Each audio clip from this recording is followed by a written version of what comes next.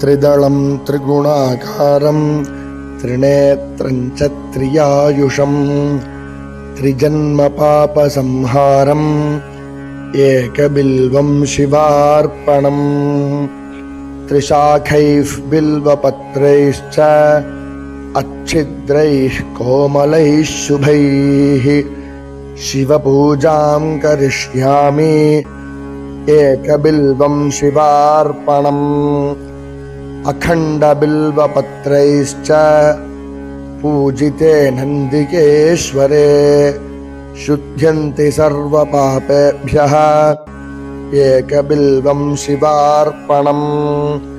सालग्रामशिलामेकां विप्राणां जातु चार्पयेत् सोमयज्ञमहापुण्यम्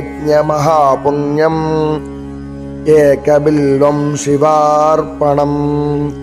दन्तिकोटिसहस्राणि वाजपेयशतानि च कोटिकन्यामहादानम् एकबिल्वं शिवार्पणम् लक्ष्म्यास्तनुत उत्पन्नं महादेवस्य च प्रियम् बिल्ववृक्षं प्रयच्छामि एकबिल्वं शिवार्पणम् दर्शनं बिल्ववृक्षस्य स्पर्शनं पापनाशनम् अघोरपापसंहारम् एकबिल्वं शिवार्पणम् काशीक्षेत्रनिवासं च कालभैरवदर्शनम् प्रयागमाधवं दृष्ट्वा एकबिल्वं शिवार्पणम्।